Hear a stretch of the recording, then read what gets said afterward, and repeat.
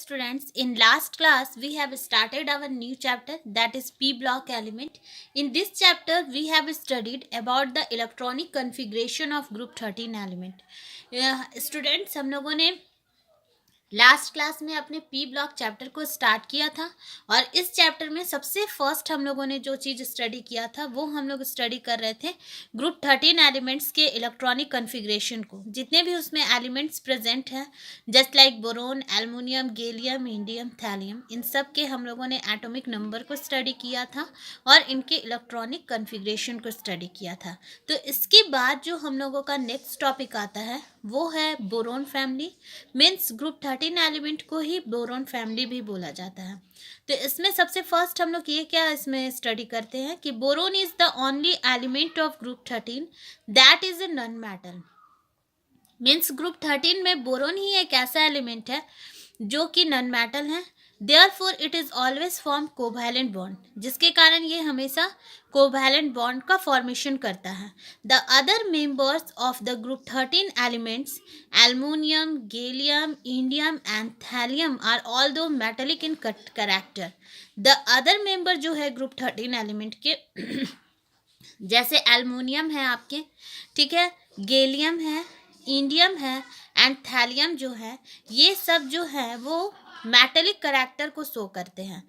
यानी मीन्स इस ग्रुप में ग्रुप 13 एलिमेंट में जो भी आपके एलिमेंट है उसमें बोरोन जो है वो नॉन मेटेलिक का करैक्टर शो करता है, बट जो ये अदर एलिमेंट्स हैं वो जो है वो मेटेलिक करैक्टर को शो करते हैं। तो अब हम लोग जो है इसके कुछ फिजिकल प्रॉपर्टीज जो है उनको स्टडी करेंगे, जिसमें आपके सबसे फर्स्ट जैसे हम लोग इसमें स्टडी करेंगे एटॉमिक और आयोनिक रेडियाई। तो एटॉमिक और आयोनिक रेडियाई जैसा आप लोगों ने एस ब्लॉक चैप्टर में भी स्टडी किया था, मैंने आप लोगों को बताया था कि सबसे फर्स्ट तो हम लोगों को ये इसमें जान लेना चाहिए कि एटॉमिक और आयोनिक रेडियाई है क्या। तो it may be defined as the distance between the nucleus and the outermost electron present in the valence shell. Means क्या होता है कि इसको कैसे हम लोग डिफाइन कर सकते हैं, जैसे मैंने बताया था कि ये आपका एटम है, ये सेंटर में आपका जो है वो न्यूक्लियस प्रेजेंट है, ये सेल्स है, तो इसमें जो ये इलेक्ट्रॉन है ये आउटर मोस्ट सेल में आपके इलेक्ट्रॉन प्रेजेंट है। तो ये डिस्टेंस जो हुआ इसी को बोला जाता है कि it may be defined as the distance between the nucleus and the outer most electron present in the valence shell. यानी कि जो कि वैलेंस सेल में जो इलेक्ट्रॉन प्रेजेंट है और न्यूक्लियस के बीच का जो ये डिस्टेंस हुआ that is called as the atomic radius. तो एटॉमिक रेडियस में अब आपका क्वेश्चन आता है कि atomic and ionic radius is increases और डिक्रीजेस डाउन द ग्रुप और फ्रॉम टॉप टू बॉटम। तो on moving down the group the atomic and ionic radius are increases. क्यों ये इंक्रीज होता है, ऊपर से नीचे जब हम लोग आते हैं तो एटॉमिक और आयोनिक रेडियस हमेशा इंक्रीज होता है। तो ये क्यों इंक्रीज होता है, इसका रीज़न क्या है इंक्रीज होने का? तो इसका रीज़न है the atomic and ionic radius is increases down the group और from top to bottom due to the incorporation of additional shells. जैसे जैसे हम लोग किसी भी ग्रुप में ऊपर से नीचे की तरफ आते हैं, जैसे जस्ट हम लोग बोरोन है यहाँ पे आपका प्रेजेंट, फिर आपका एल्युमिनियम है, फिर आपका गैलियम है, फिर आपका इंडियम है, फिर आपका थैलियम है।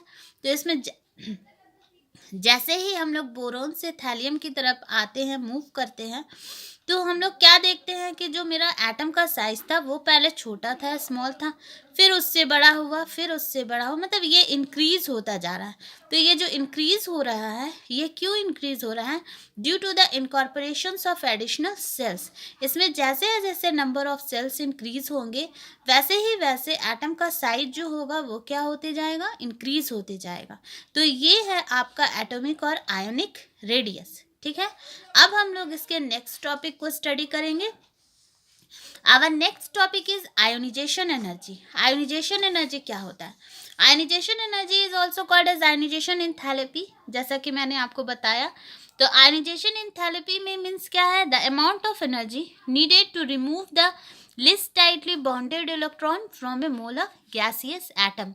मीन्स कितने अमाउंट में एनर्जी की हम लोगों को रिक्वायरमेंट है कि हम लोग किसी भी एटम से इलेक्ट्रॉन को रिमूव कर सके। That is called as the ionization energy और आयनाइजेशन एंथैल्पी। इसी को बोला जाता है आयनाइजेशन एनर्जी और ionization enthalpy. Ionization energy is always depend upon the 2-3 things. First, the size of the atom, और second is the nuclear charge. Means है कि जैसे जैसे when the size of the atom is increases from down the group, यानी ऊपर से नीचे हम जब आते हैं तो हम लोगों को पता है कि ऊपर से नीचे आने पे साइज का एटम का साइज जो है वो इंक्रीज हो रहा है। तो जैसे जैसे साइज एटम का इंक्रीज होगा तो वैसे वैसे मेरा आयनाइजेशन एनर्जी और आयनाइजेशन एंथैल्पी जिसको बोला जाता है वो डिक्रीज होगा। तो इसमें ये हम बोल सकते हैं कि इसमें क्या होता है ग्रुप 13 एलिमेंट में कि आयनाइजेशन एनर्जी बहुत स्मूथली डिक्रीज नहीं होता है। तो इसलिए हम लोग इसमें बोल सकते हैं the ionization enthalpy do not decrease smoothly down the group. The decrease from boron to aluminium is associated with the increase in size. मतलब आयनाइजेशन एंथैल्पी जो है वो बहुत स्मूथली इसमें डिक्रीज नहीं होता है, ये डिक्रीज होता है बोरोन टू एल्युमिनियम में। कैसे, क्यों? वही एटम के साइज के इंक्रीज के कारण ही होता है। ठीक है, तो ये हो गया आपका आयनाइजेशन एंथैल्पी।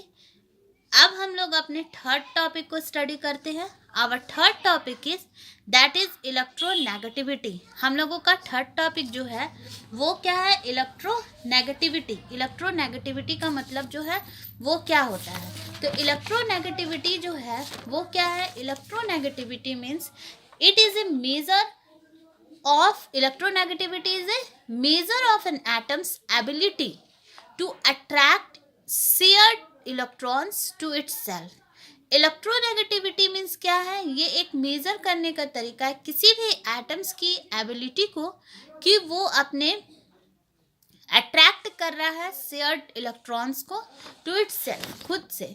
तो इलेक्ट्रोनेगेटिविटी में भी आपके वही आते हैं क्वेश्चन कि द इलेक्ट्रोनेगेटिविटी इज इंक्रीजेस और डिक्रीजेस डाउन द ग्रुप और फ्रॉम टॉप टू बॉटम। कि इलेक्ट्रोनेगेटिविटी जो होता है वो इंक्रीज होता है या फिर डिक्रीज होता है फ्रॉम टॉप टू बॉटम और from down the group. Means हम लोग ऊपर से नीचे आ रहे हैं तो मेरा इलेक्ट्रोनेगेटिविटी जो होगा वो इंक्रीज होगा या फिर डिक्रीज होगा। तो जब हम लोग ऊपर से नीचे आते हैं तो इलेक्ट्रोनेगेटिविटी जो होता है वो हम लोगों का down the group the electronegativity first decreases from boron to aluminium and then increases. यानी कि ग्रुप 13 एलिमेंट में ये देखा गया है कि जब हम लोग डाउन द ग्रुप आते हैं तो इलेक्ट्रोनेगेटिविटी फर्स्ट तो डिक्रीज होता है फ्रॉम बोरोन टू एल्युमिनियम में।